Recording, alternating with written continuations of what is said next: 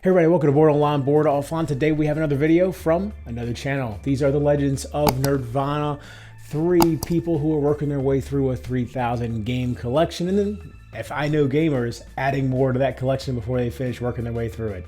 So we're going to bring you a video from them. We've got several videos from them coming up in the future. Hope you enjoy them. Click on the link in the description below to go check out their YouTube channel. Here we go.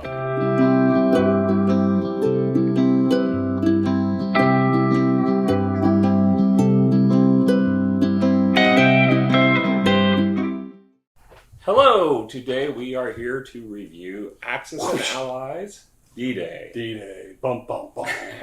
So, anyone who has watched my video knows that my number one pick for all-time games is because it was a big influence on my life is the Games Master series by it was originally by Milton Bradley. They were acquired by Hasbro. Hasbro bought up pretty much all of the American gaming market during the 80s, 90s, and 2000s, and pretty much killed the business in America for many years. So I stopped buying games for probably about 15, 20 years almost. But I always would play Axis and Allies and Fortress America. So in the early 2000s, they released under the Avalon Hill Company umbrella that they had acquired as a part of Wizards of the Coast. They released a whole series of games in the style of these advanced strategy games like the Games Master series. And this is one of the re-release. I think this was a 2004. 2004. So you want to go ahead and go into the stats? So Board Game Geek gave it a 6.4 rating. The designer is Larry Harris, which I believe has designed like all of them, right? Yeah, Larry Harris was the developer or designer of all these. And I got to meet him at my first Gen Con. It was that's cool. One of the highlights of my... Too bad you didn't have a copy to have him sign it for. But I got to shake his hand.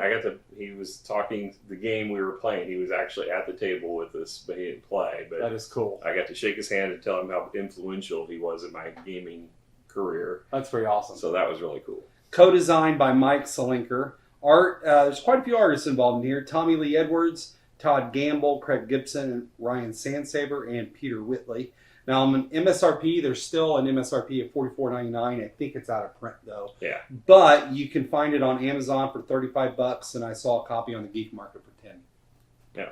Well, they're assuming it's all it's probably not complete. Yeah, you don't know, but so this one, what's interesting about this game is all the other Axis and Allies, you have factories and you use money to determine how much you're going to produce and what items you're going to produce.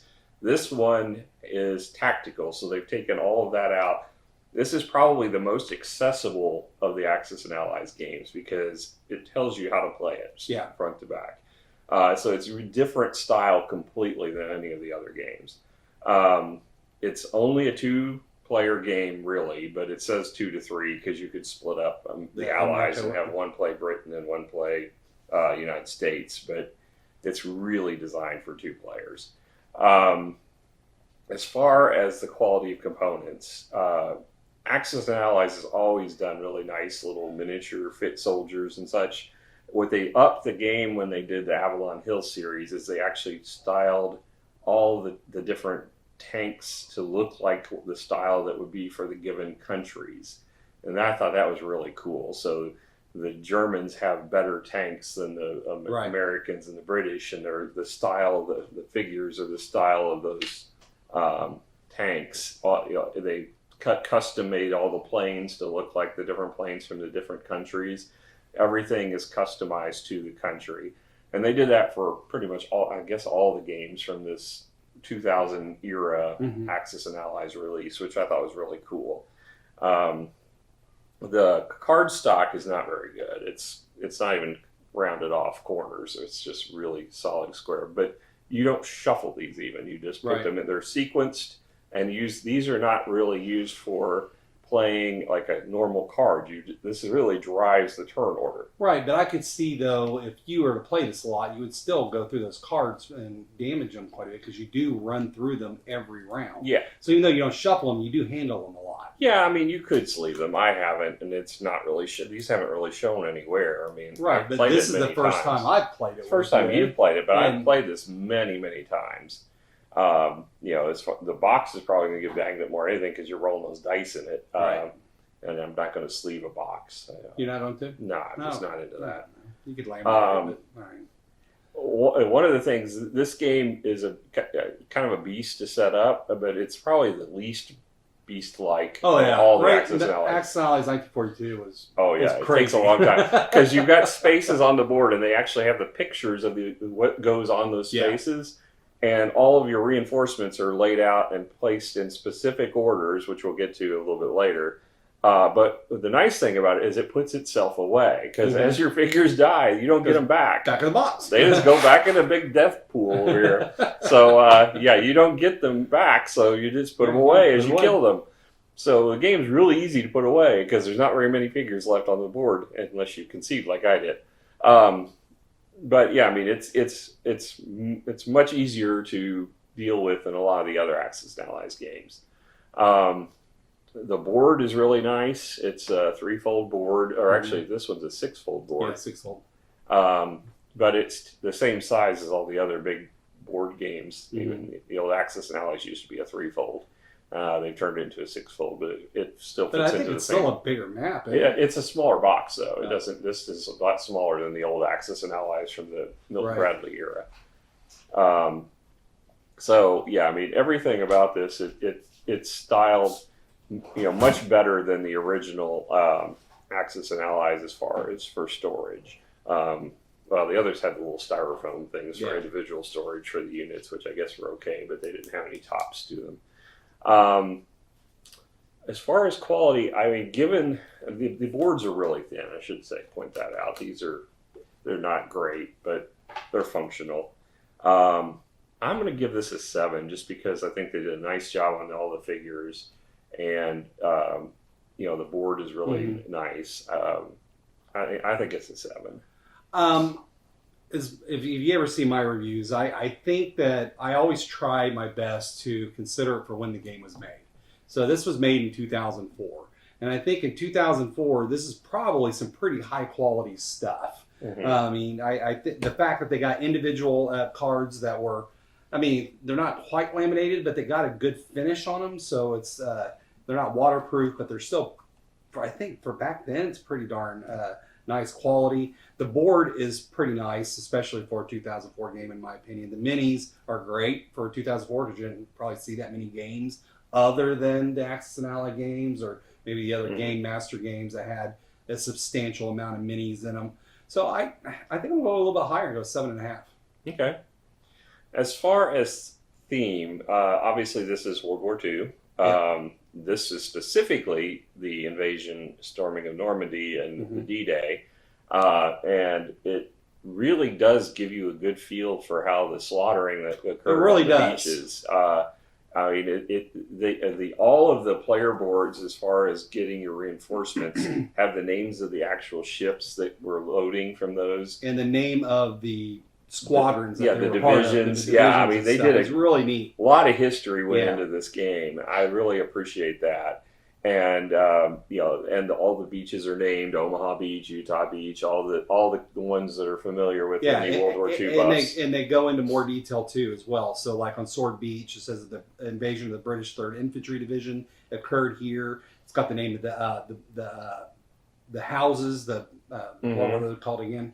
Bunkhouses. The bunkhouses. So it's got all those named and the little villages in the area. I mean, they really went all out as far as the historical, I think, accuracy of naming the naming convention of the game. Yeah, it's really cool. It's really they did a nice job in honoring this. I really appreciate all the work that they put into this.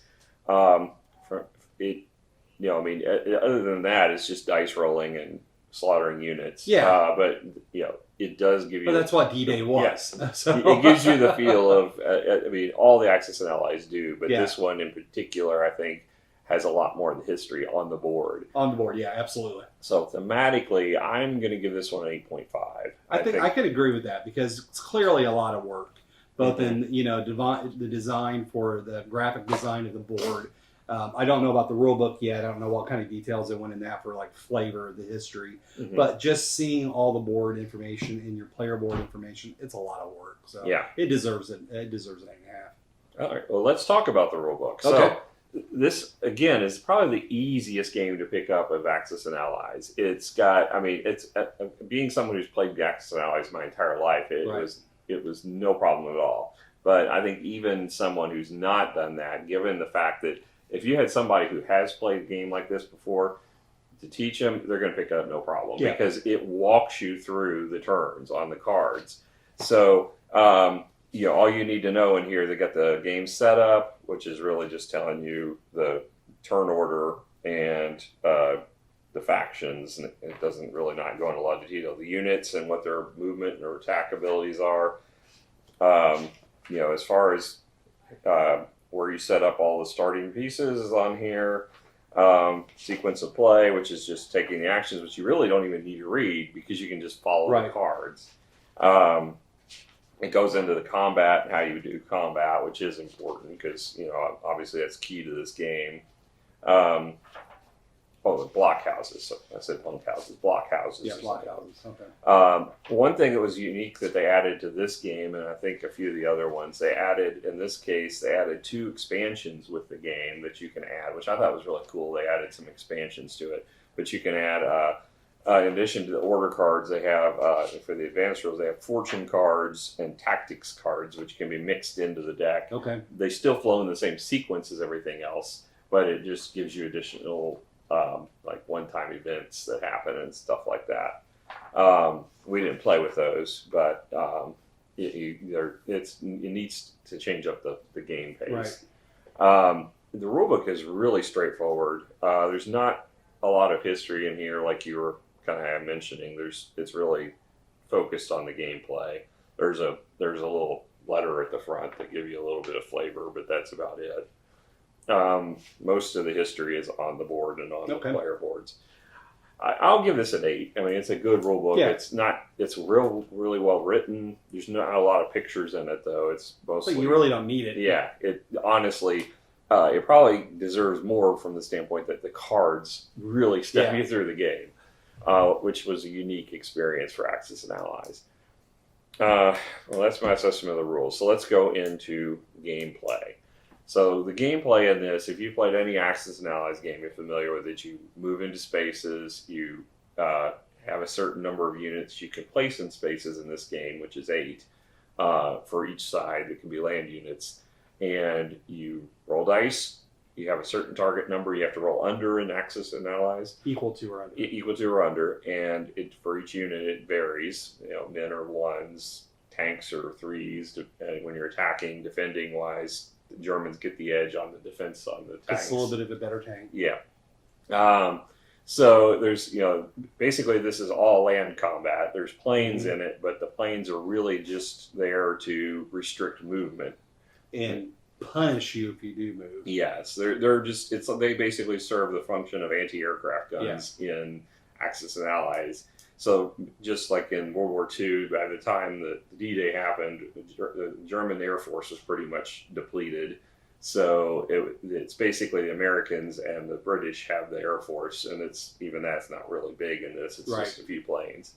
But yeah, they're there just to support the land units.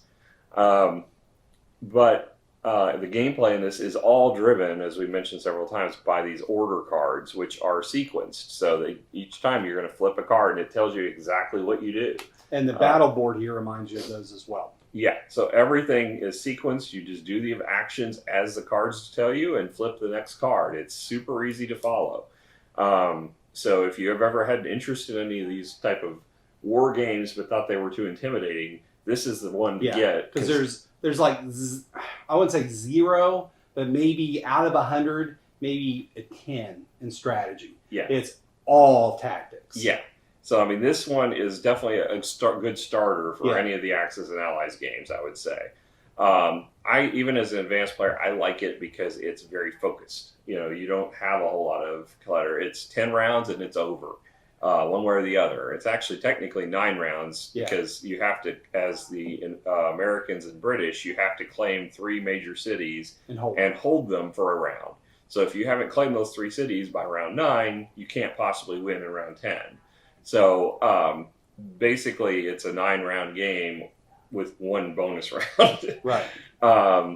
But it goes way faster than the other Axis and Allies games. For sure. We played this, I mean, broken up, but still was maybe a 3-hour game in the 2 days it took us. I think it's less than that. I think so? Yeah. I mean, it was probably maybe 2 hours dedicated, 2.5 hours at the most. And, you know, Randy and I, we played a lot of Axis and Allies back in the day. We haven't played it in a long time, but back when I first started gaming and hanging out with Randy, that's pretty much all we played was Axis and Allies and Fortress America. That was about it. And we would play one game of Axis and Allies for a whole weekend. Yeah. I mean, I remember it just taking days, and it was so much fun.